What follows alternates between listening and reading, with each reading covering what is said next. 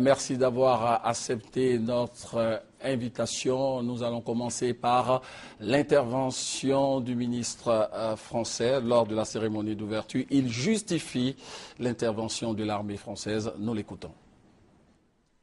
Il fallait stopper cette agression terroriste qui menaçait l'existence même du Mali en tant qu'État, avant de menacer probablement celle de ses voisins. Car, comme il a été rappelé avec une grande élévation de pensée par le président Ouattara, le terrorisme n'a pas de frontières. Il fallait donc éviter, pour le Mali et pour la sous-région, un avenir fait de violence, d'intolérance et de terreur. En intervenant ainsi, la France n'a fait qu'assurer ses responsabilités et remplir ses obligations dans le respect de la légalité internationale. Avec cette intervention de la France, peut-on dire que c'est la fin des négociations, la fin du processus diplomatique? Qu'est-ce qui n'a pas marché? Est-ce qu'il y a eu un refus de dialoguer? Merci David Mobio. Avant de répondre à la question, vous me permettrez de joindre ma voix à celle de nos chefs d'État qui hier ont salué à l'unanimité l'intervention de la France aux côtés de l'armée malienne pour éviter que les événements ne prennent un tour catastrophique. Je crois que les chefs d'État ont voté une motion de félicitations et de remerciements à la France pour cette action. Et je crois savoir que toutes les populations de la CEDEAO partagent ce sentiment de gratitude envers la France.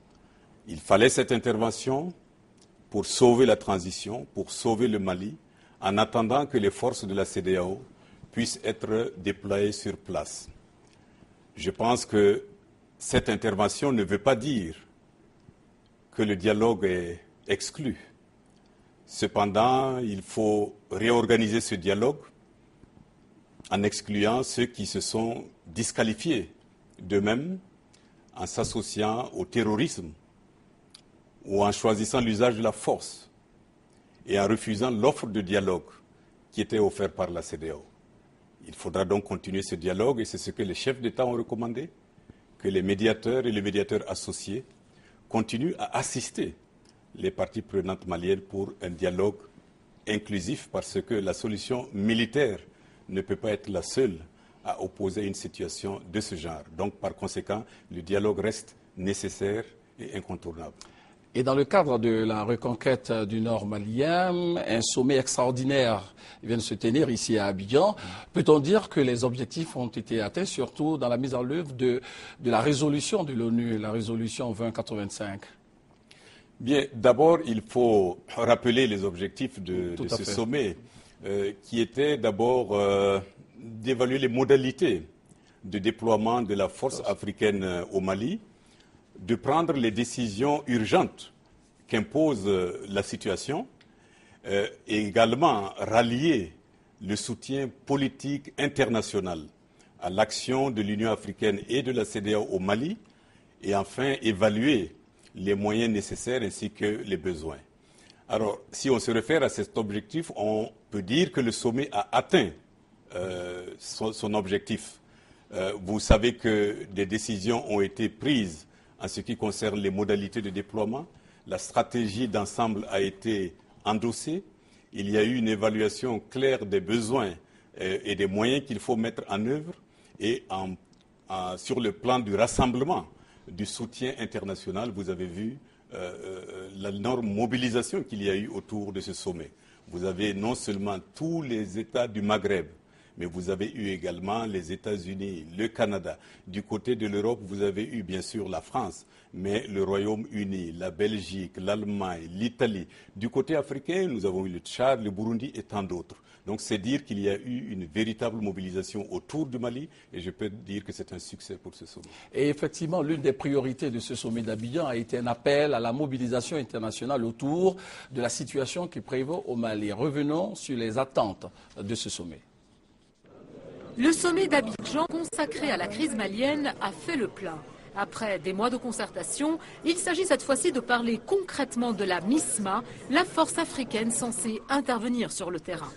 Le président de la CEDEAO annonce qu'une guerre totale est menée contre le terrorisme au Mali. Alassane Ouattara demande pour cela un engagement international plus important.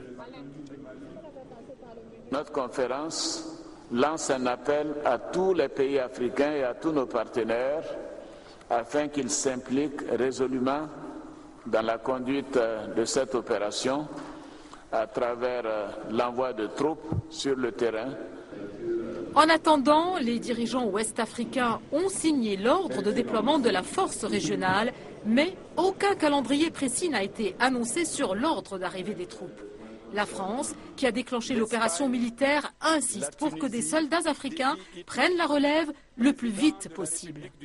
Malgré cette mobilisation diplomatique importante, il manque l'essentiel, le financement de la force africaine. Il faudra attendre la conférence des donateurs prévue fin janvier à Addis Abeba, en Éthiopie, pour en savoir plus sur cette question. Monsieur le Président, la guerre coûte cher. Alors, est-ce que vous avez évalué les besoins financiers et qui va financer cette opération? Bien, lorsque vous parlez d'un déploiement de cette nature et de cette ampleur dans un pays, il va sans dire que la question des moyens financiers se pose. Mais les chefs d'État de la CEDEAO en font leur affaire, aidés en cela par l'Union africaine et la communauté internationale.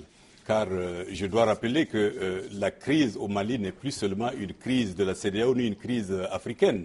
C'est devenu véritablement un défi international. C'est la raison pour laquelle la communauté internationale doit se mobiliser. Vous avez rappelé tout à l'heure la résolution 2085 qui place véritablement cette intervention dans le cadre des Nations Unies. Eh bien, la résolution 2085 demande au secrétaire général des Nations Unies d'appuyer la CEDEAO et l'Union africaine pour mobiliser tous les moyens nécessaires. Et c'est dans ce sens qu'il y aura le 29 janvier prochain à Addis Abeba, en marge du sommet de l'Union africaine, une table ronde de tous les partenaires du Mali pour que chacun puisse apporter sa contribution financière à ce déploiement. Il faut combien? Les chiffres varient. Nous avons une première évaluation sur la base des hommes qui étaient déjà initialement prévus d'environ 500 millions de dollars. Mais ce chiffre peut varier en fonction des nécessités du terrain. Vous parlez de dollars, mais non, c'est en CFA, on veut savoir. Oui, ça fait près de 250 milliards de francs CFA. Mais, comme je l'ai dit, c'est un chiffre à affiner en fonction des circonstances et en fonction des besoins du terrain. Au nombre des pays qui vont participer à cette intervention militaire africaine figure le Tchad et sur place à Niamey, le contingent s'active, le constat en images. Idriss Déby Itno passe en revue des éléments de son armée basée à Niamey. Le chef de l'État tchadien est venu remonter le moral au contingent de 600 militaires lourdement armés, prêts à combattre pour libérer le Nord Mali. Le Tchad compte déployer 2000 soldats qui partiront de Niamey. Ce qui m'a motivé donc à envoyer 2000 hommes, ce n'est pas parce que nous avons beaucoup de matériel, ce n'est pas parce que nous avons beaucoup de gens, mais c'est pour chercher au maximum faire l'économie des hommes en augmentant le nombre des soldats déployés et du matériel déployé sur le terrain. Les militaires tchadiens, selon leur commandant, sont impatients d'être sur le théâtre des opérations. Ils ont un moral de fer. Le moral, c'est-à-dire inexplicable. Vous avez vu ici en présence de tout le monde, alors les Allemands sont en train de sauter et crier. Le déploiement des militaires tchadiens et nigériens n'est qu'une question de jours. Ils attaqueront sur le front nord à partir du Niger. Objectif, prendre en sandwich les djihadistes dans leur retraite face à l'offensive des Français et Maliens. Dites-nous, Monsieur le Président, quelle est la contribution de la Côte d'Ivoire? Quand on parle d'intervention militaire, la Côte d'Ivoire n'est pas citée. Alors, quelle est la contribution d'Abidjan? Bien, si vous avez suivi le communiqué final, vous sauriez que la Côte d'Ivoire est citée parmi les pays qui vont contribuer. Et en réalité, au cours du sommet, la Côte d'Ivoire a fait part de son intention de contribuer avec un bataillon logistique. Vous savez que dans ce genre de déploiement, la logistique est un aspect essentiel et donc c'est dire que la contribution de la Côte d'Ivoire sera précieuse pour le développement. La réponse n'est pas tout à fait précise. Oui. Peut-on aller un peu dans les détails concernant toujours la contribution de la Côte d'Ivoire? Mais quand on parle d'un bataillon logistique, oui, ça veut dire ce que ça veut dire. Donc je pense que, je l'ai dit, c'est une contribution importante parce que la logistique est un élément clé dans ce genre d'opération. Et donc c'est quelque chose que les militaires apprécient et je crois que c'est une contribution très appréciable aux côtés des autres pays africains qui ont déjà annoncé des contributions. Si vous le permettez, parlons maintenant de la transition politique et de la sortie de crise à Bamako. Mais avant, écoutons cette précision faite par le ministre français des Affaires étrangères à la cérémonie d'ouverture du sommet extraordinaire d'Abidjan. Nous l'écoutons. Sur le plan institutionnel, la communauté internationale attend que soit adoptée dès que possible ce que nous appelons une feuille de route de la transition, présentant les étapes précises qui mèneront à des élections démocratiques, lesquelles permettront d'asseoir la légitimité des autorités maliennes. D'autre part, il est impérieux que les autorités civiles reprennent la totalité des choses en main.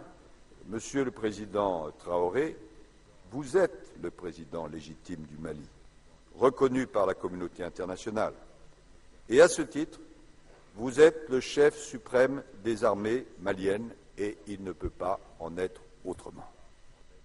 Monsieur le Président, sur place, à Bamako, récemment, il y a eu des manifestations, des manifestants qui demandaient la démission du président Dioncounda. Est-ce que ça n'a pas eu un impact sur le processus de normalisation de la situation à Bamako? D'abord, je dois saluer l'action des fils et des filles du Mali dans ces circonstances difficiles et dire que je pense que les Maliens ont entendu l'appel lancé par le président par intérim de réaliser l'union sacrée des Maliens face à cette situation.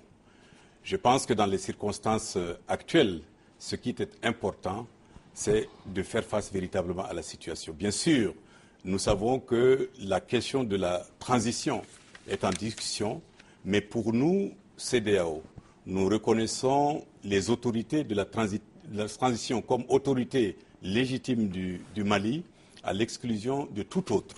Les chefs d'État ont décidé de renforcer et de consolider cette transition afin qu'elle puisse conduire le peuple malien vers la victoire finale sur ceux qui ont choisi la voie de la violence, de l'obscurantisme et du terrorisme. Monsieur le Président, on ne peut pas parler de la situation qui prévaut au Mali sans parler de l'ex-chef de la junte, Amadou Aya Sanogo. Est-il associé à ce processus de sortie de crise? Mais comme je vous l'ai dit, les seules autorités légitimes reconnues par la CEDEAO, c'est les autorités de la transition, à savoir le président par intérim. Et la CEDEAO a à maintes fois répété son refus d'une quelconque interférence des militaires dans le processus politique. Pour la CEDEAO, le rôle des militaires, c'est de défendre l'intégrité territoriale du pays. Et dans toutes les démocraties du monde, l'autorité militaire est soumise à l'autorité civile. Le Mali ne peut pas faire exception. Et c'est dans cette circonstance que, pour la CEDEAO, l'interlocuteur et le représentant du peuple malien, c'est le président par intérim. Avant de vous laisser partir, dites-nous en quelques mots le rôle joué par la CEDEAO dans la normalisation de la situation qui prévaut au Mali. Bien là, vous me permettrez de rendre un hommage mérité à l'action du président en exercice de la CEDEAO, son Excellence Alassane Ouattara, pour le dynamisme et la proactivité avec laquelle il a su faire face aux défis qu'imposent les crises au niveau de notre sous-région et particulièrement au Mali. Bien sûr, j'associe à cet hommage l'ensemble des chefs d'État de la CEDEAO et je voudrais rappeler que le Conseil de paix et de sécurité de l'Union africaine a salué le dynamisme avec lequel la CEDEAO gère cette crise au Mali. Je pensais que la CEDEAO a déjà permis de stabiliser la situation politique au Mali en aidant à une transition. Elle a offert le dialogue à travers l'action du médiateur et du médiateur associé, les présidents Blaise Compaoré et Goodluck Ebele Jonathan, et elle vient d'offrir le déploiement de ses troupes au secours de l'armée malienne. Alors je crois que c'est un rôle important que la CEDEAO a joué, mais elle n'est pas seule, elle est appuyée par l'Union africaine, elle est appuyée par les Nations unies, et elle est appuyée par tous les partenaires de notre région. Quel est votre rêve pour le Mali, pour terminer? Un Mali uni, paisible et acteur important du processus d'intégration de la CEDEAO. Merci d'avoir accepté l'invitation de la rédaction de RTI. C'est moi qui vous remercie. Merci.